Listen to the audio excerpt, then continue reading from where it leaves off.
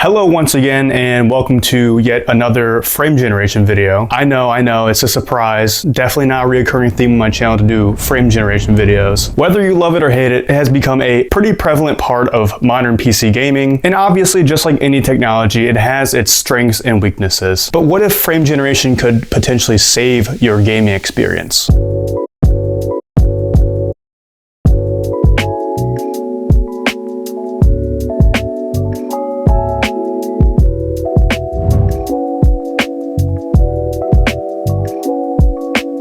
Now, the first situation I'm going to be doing is probably one of the more obvious ones, and that is a very, very weak GPU. And the GPU in question will be the R5240. This was the same GPU I used in my free PC gaming video, so if you guys want to check that out, go on over there right now. But basically, this is a free GPU I got that performs pretty poorly, especially in 2025. So we're going to go ahead and see whether or not frame generation could potentially make this gaming experience any better. So yeah. Also, I forgot to mention that I will be using the iGPU in the 3200G to generate the frames because I'm a big fat dummy.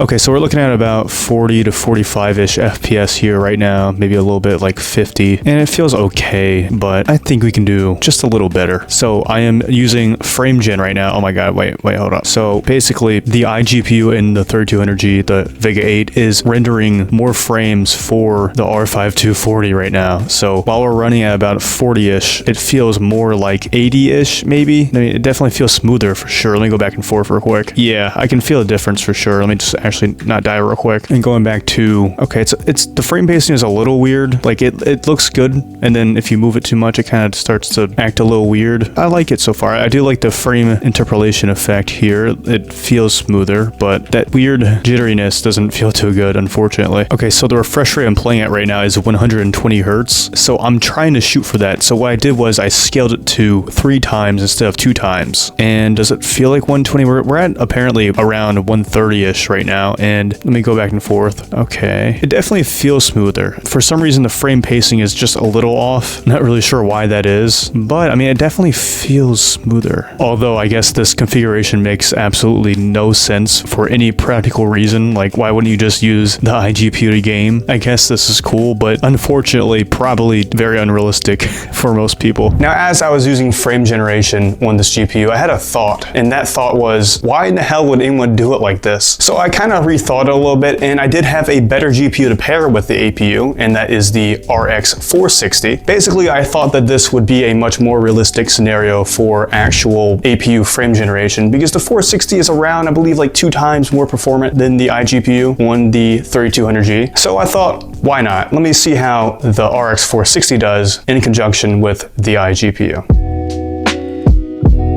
Okay, so I have a more realistic setup here in terms of somebody that might want to use a dual GPU setup for frame generation, and that is the RX 460, and that is in conjunction with the Vega 8 iGPU. But basically, without any frame generation, we're running at about 50-ish FPS, give or take, which is pretty good. You know, this is a pretty reasonable experience. This is at 720p, lowest settings still, so probably a little headroom there to up the frame rate or resolution. But let's say you want a high refresh rate experience on this game, which I know it sounds crazy. We're gaming on a freaking RX 460, but with this setup, it might just be possible. Okay, so I have it on right now. Holy crap, it's actually smoothing out really nicely. Okay. And the latency is not really that bad either. Yeah, this is looking pretty smooth right now. It's not obviously the best. The latency could be better, but I am pretty happy with this result, honestly. And turn it back off. Yeah, it's definitely so much smoother with the frame generation. It's still building shaders here and there, so it's stuttering, but I'm happy with how it's smoothed out. Let me get this freaking... Bro, I literally got that. Okay, whatever. Okay, we're gonna try something just a little crazy, and that is 3 times frame generation. I know, I'm a mad lad. Let's turn it on real quick. Alt L. Okay, get off of me, bro, get off. It did actually increase the latency a bit, I think. Yeah, the frame pacing looks a little more off than it would with the 2 times. I was honestly expecting it to do a little better because this feels a lot more sluggish and weird than 2 times. I don't know why that is. I don't know. I don't know why 3 times looks that bad. I'm actually disappointed because 2 times was looking pretty good. But for this game, it seems like 2 times is is the sweet spot. So yeah, I guess that's cool. Well, overall, I would say that the change wasn't necessarily transformative. Like, it was definitely smoother, but it didn't just make the gaming experience from bad to good. It was definitely up to interpretation. Personally, I saw a good difference in terms of smoothness, which I guess is obvious, is frame generation, but it did have some frame pacing issues here and there, which obviously isn't ideal. And it didn't improve the frame times at all, which obviously when it's frame generation, it will never improve your frame times. So overall, it was an okay experience in terms of using frame generation on these weaker GPUs. Obviously, your mileage will vary depending on your game and your setup. So yeah, all in all, it's an okay usage for a technology like this, but probably not the most useful. You'd probably have a better time just buying a better GPU. But what if you did buy a better GPU and you received the wrong GPU? Would this technology be a good replacement for the performance you lost by being scammed? Probably not. But we're going to see anyways, because I have nothing better to do with my life. So let's see.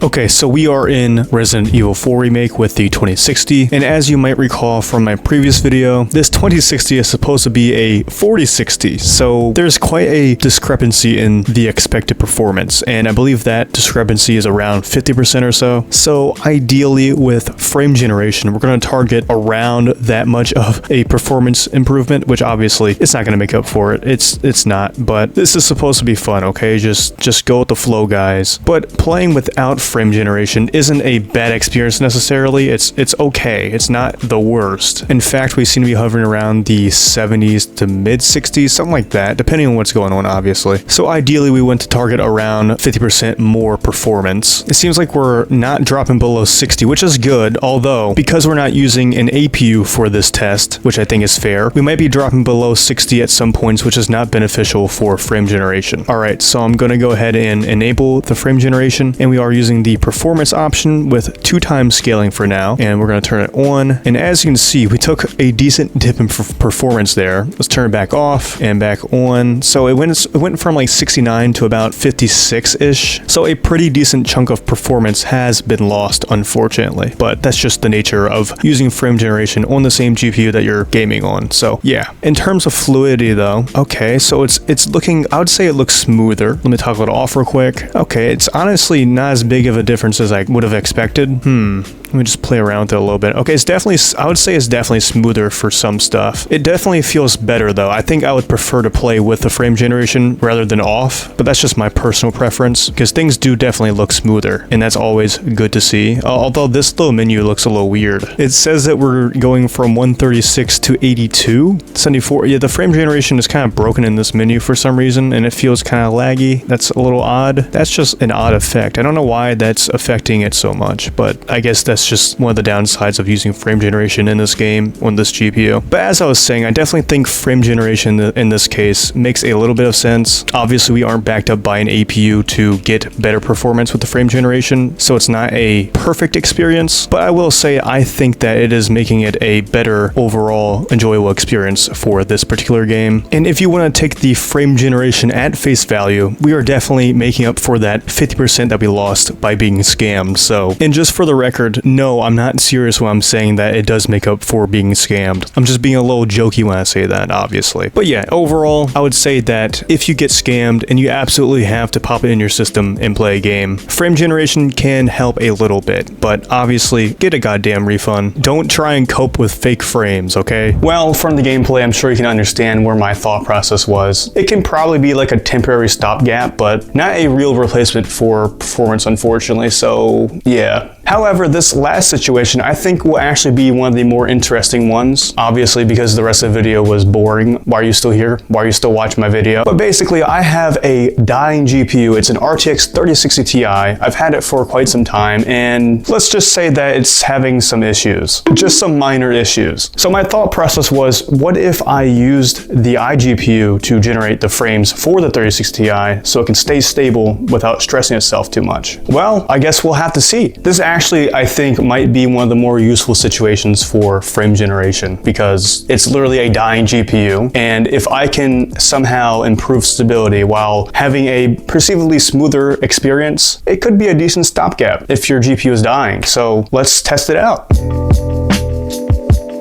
Alright, so we are in some Resident Evil 4 Remake with the faulty 3060 Ti, and basically what I did was I went to the graphics preset and went to prioritize performance, as well as cap the frame rate to 60 FPS. This is to ensure that the GPU doesn't just randomly crash and die, because that's obviously the point of doing this in the first place. And I will be using the iGPU in the 3200G to generate the frames for the 3060 Ti, so yeah. And starting off, just running at the 60 FPS frame rate, as you can see it is running decently well. As far as I can see, there are no artifacts, there are no special Firefly looking things, I don't even know what the heck they are. And yeah, I think that means that this is a stable experience for these settings. I don't really know if it's going to crash over time or not. And as it is now, it's definitely playable, right? It's not a bad experience without frame generation. And you know, if you're having stability issues on your GPU, one of the options is to lower the settings, just lower the settings. But perhaps maybe with some extra frame generation with another GPU, maybe it will enhance the experience enough to be like, oh, maybe I don't need to buy a new GPU.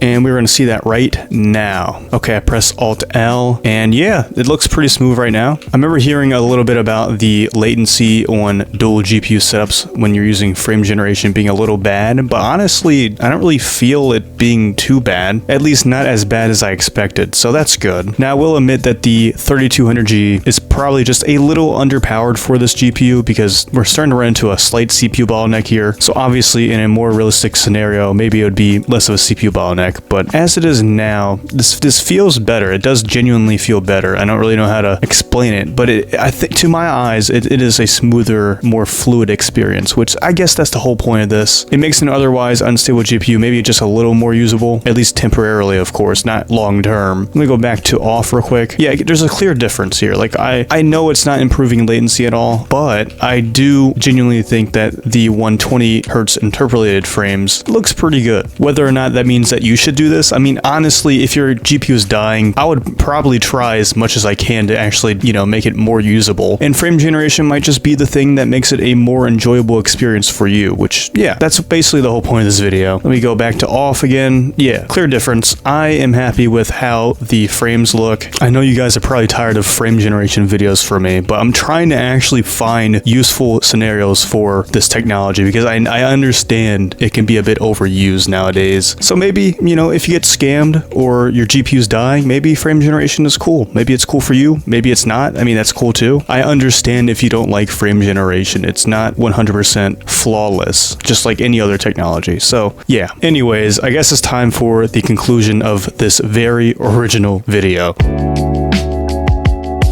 So, in conclusion, did frame generation save any of these GPUs that I showcased today? Well, I would say it depends for sure. Obviously, I'm using the word save very loosely. It depends on the context of it. Probably less literally for the weaker GPUs and maybe the scam GPU, but in terms of the 3060 Ti that was faulty, I actually think that it did a good job of making it a more usable experience. Obviously, given the issues the 3060 Ti has, I think that frame generation can be used as a way to potentially maybe hold you over until you had to get a new one. Obviously, it's not a one-size-fits-all situation. Frame generation is a very new technology with lots of different uses and use cases. So it really does just depend on you and your GPU and your use case. It's just multiple factors. But in this case, in my opinion, I think for the most part, frame generation did a decent job in this video in helping bring a more usable experience for these GPUs. Anyways, with that, I know that this has been yet another frame generation video, but I'm hoping this will be the last one for a little bit, at least for the rest of this year, because I know it's pretty repetitive and boring. Anyways, I will see you guys in the next video, hopefully. Bye-bye.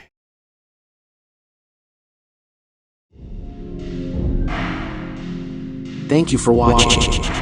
Thank you so much to my channel members that have decided to subscribe to my channel membership. It means a lot to me that you guys are supporting my channel financially, and you guys are really helping me bring more content to my channel. So thank you guys so much, and you're awesome.